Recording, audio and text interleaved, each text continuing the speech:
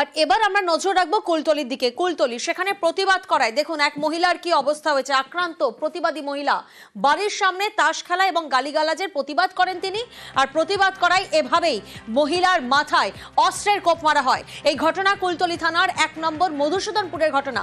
অর্পণ প্রতিনিধি আমাদের সঙ্গে রয়েছেন। অর্পণ, কাদের বিরুদ্ধে অভিযোগ এবং কোনো আইনি পদক্ষেপ নেওয়া হয়েছে? একদমই, অভিযুক্ত শরবিন্দু গায়েনকে ইতিমধ্যেই কুলতলি থানার পুলিশ তাকে গ্রেপ্তার করেছে এবং আক্রান্ত মহিলা নীলিমা মণ্ডল তিনি যেটা অভিযোগ করছেন যে দীর্ঘদিন ধরেই বাড়ির সামনে তাস খেলা হয়, সেখানে মদ্যপ যুবকরা আসে এবং সেখান থেকে অকথ্য ভাষায় গালিগালাজ করা হয় এবং তারই প্রতিবাদ তিনি করেছিলেন এবং গতকাল এই প্রতিবাদ করাতেই তার উপরে রীতিমতো ধারালো অস্ত্র নিয়ে হামলা চালায় এই শরবিন্দু গায়েন নামে এই ব্যক্তি। তার অপরাধ, সে বাড়ির সামনে যে তাস খেলা হচ্ছে, সেখানে জুয়া খেলা হচ্ছে এবং সেখানে মদ্যপান করা হচ্ছে, তার প্রতিবাদ করেছিলেন। আর এতেই এই শরবিন্দু তাকে ধারালো অস্ত্র দিয়ে মাথায় আঘাত করে, ঘটনায় গুরুতর জখম হন। স্থানীয় মানুষজনই তাকে উদ্ধার করে জামতলা হাসপাতালে নিয়ে আসে, সেখানে চিকিৎসা হয়। পরবর্তী সময়ে কুলতলি থানায় লিখিত অভিযোগ দায়ের করার পরেই ওই ব্যক্তিকে গ্রেপ্তার করেছে পুলিশ। ধৃতকে আজই বারুইপুর মহকুমা আদালতে পেশ করা হবে। বেশ, ধন্যবাদ। ডেলি কন্টিনিউ করে মদ খায়, খিস্তি করে, গালাগালি করে, জুয়া খেলা করে বলেছি বলে আমার এসে মারধর করেছে 3টের সময়, রাত 3টের সময়। প্রতিনিয়ত এরকম খেলা হয় বাড়ির কাছে? হ্যাঁ, ডেলি ওরকম খেলা হয়। আর কুলতলির পর এবার নজর রাখতেই হচ্ছে নদিয়ার কৃষ্ণনগরের দিকে, কারণ সেখানে দুষ্কৃতী তাণ্ডব। তোলার টাকা না দেওয়ায় হামলা করা হয়, হামলার অভিযোগ সামনে আসছে। রাস্তার আলো নিভিয়ে পর পর বাড়িতে হামলা করা হয়।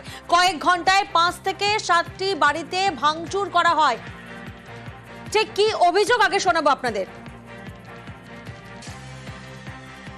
হঠাৎ দরজায় লাথি কোপ দিচ্ছে, আবার ঘুরে এসছে, উল্টো পাল্টা বলছে। পোষণ ছিল আর হচ্ছে হুলো আর সোনু আর ভুলান বলে একজনা, আর কমলেশ শিকদার আর মনীষা শিকদার, এরাই করাচ্ছে এগুলো। আর রাত 1টার থেকে ভোর পুরো 4:30 অবধি আমাদের পরে তাবলিং করছে। 5-7খানা বাড়ি। রাতে 1টার পর থেকে প্রচন্ড আওয়াজ হচ্ছে, আশেপাশে খুব মানে টিনের আওয়াজ হচ্ছে। আমরা তখন বাড়ির থেকে বেরোলাম, বেরিয়ে দেখছি যে রাস্তার রোড লাইটটা অফ করে দিয়েছে। কিন্তু আমাদের পাড়ারই ছেলে, কিছু হলে রোড লাইট অফ করে দেবে, দেওয়ার পর যাতে আমরা ওদেরকে চিনতে না পারি। কিন্তু ওদের তো চিনি, ওদের গলার ভয়েস চিনি। দীর্ঘদিন ধরে পাড়াতে অত্যাচার করছে, বাড়ির থেকে আমরা বেরোতে পারি না। প্রতিনিধি সমীর আমাদের সঙ্গে রয়েছেন। সমীর, আমরা শুনলাম স্থানীয়রা যে অভিযোগ সামনে আনছেন সেখানে তারা 2-3 জনের নাম নিচ্ছেন এবং তারা বলছেন যে তাদের গলার আওয়াজও চেনেন, অর্থাৎ এলাকারই বাসিন্দা। তাহলে প্রশাসনের নজরে কি আসছে না, কোনো আইনি পদক্ষেপ নেওয়া হচ্ছে না তাদের বিরুদ্ধে? দেখো প্রিয়াঙ্কা, যাদের নাম এরা করছে এই প্রশাসনের নেতৃত্বে কিন্তু দুষ্কৃতী বাহিনী গতকাল রাতে হানা দিয়েছিল।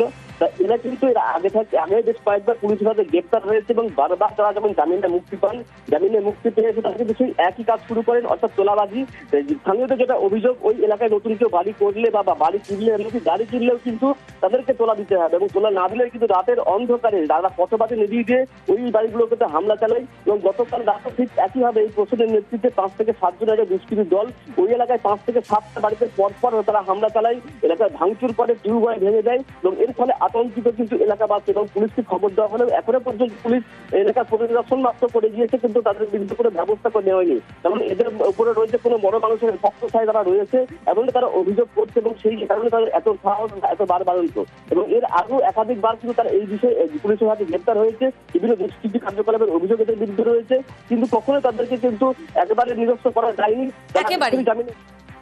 15ই আগস্ট স্বাধীনতা দিবস, 18ই আগস্টও স্বাধীনতা দিবস এ রাজ্যের বেশ কিছু জেলায়।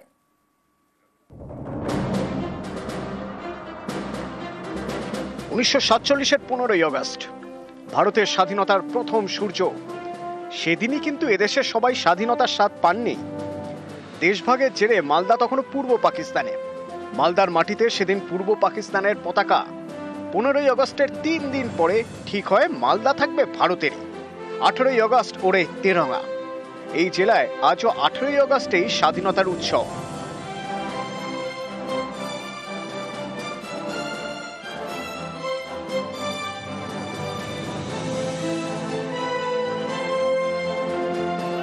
দক্ষিণ দিনাজপুরের বালুরঘাট স্বাধীন ভারতের অংশ হয় 1947 সালের 18ই আগস্ট। সেদিন বালুরঘাটে উড়েছিল ভারতের জাতীয় পতাকা। সেই থেকে 18ই আগস্ট স্বাধীনতা দিবস পালিত হয় দক্ষিণ দিনাজপুরে। 15ই আগস্টের পর 3 দিন বাদে কিন্তু আমরা বালুরঘাট স্বাধীনতা লাভ করি। এই দিনটাকে আমরা পূর্ণ মর্যাদার সঙ্গে এবং নিষ্ঠা ভক্তি সহকারে আমরা বালুরঘাট পৌরসভার পক্ষ থেকে এই বছরই প্রথম বর্ণাঢ্য শোভাযাত্রা এবং সেই সমস্ত শহীদ যারা ছিল তাদেরকে আমরা স্মরণ করলাম।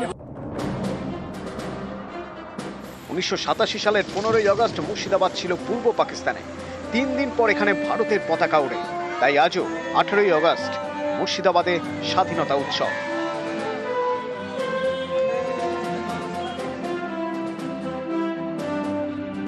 উত্তর 24 পরগনার বনগাঁ, এই জায়গাটিও ভারতের অংশ হয় 18ই আগস্ট।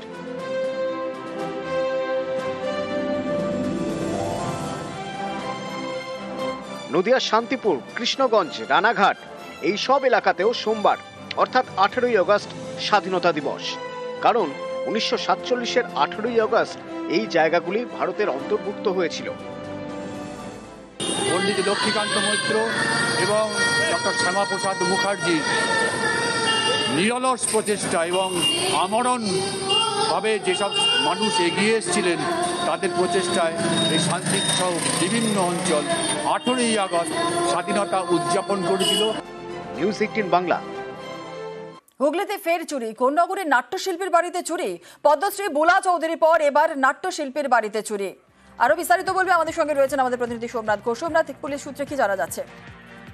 দেখো, পুলিশ সূত্রে যেটা জানা যাচ্ছে যে কবে চুরি হয়েছে, রবিবার চুরি হয়েছে কি সোমবার চুরি হয়েছে, সেটা রবিবারও চুরি হয়েছে অনুমান করা যাচ্ছে এবং সোমবার বিষয়টি নজরে আছে।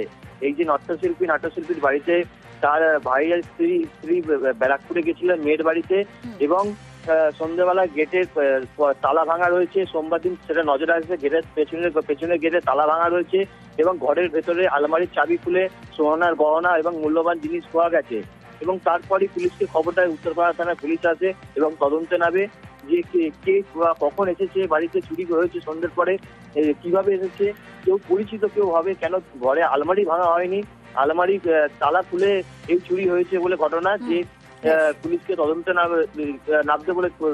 করতে বলেছে যে এই বুলা চৌধুরীর যেভাবে 48 ঘন্টার মধ্যে পুলিশ কিনারা করেছে চোরের, সেরকমই যে বাড়ির জিনিসপত্র খোয়া গেছে যেন এই নাট্যশিল্পীর যে বাড়ি এবং প্রতিবেশী তারা জানি যে বুলা চৌধুরীর যেভাবে জিনিস পুলিশ উদ্ধার করেছে যেন নাট্যশিল্পীর বাড়ির সেভাবেই উদ্ধার করা হোক, এমনটাই চাইছেন নাট্যশিল্পীর পরিবারের লোকজন। বেশ ধন্যবাদ।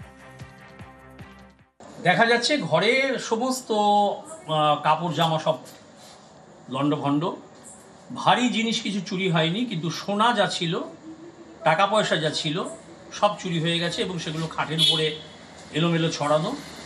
মজার ব্যাপার হচ্ছে তালাগুলো আলমারির ভাঙা না, আলমারির তালাগুলো খোলা।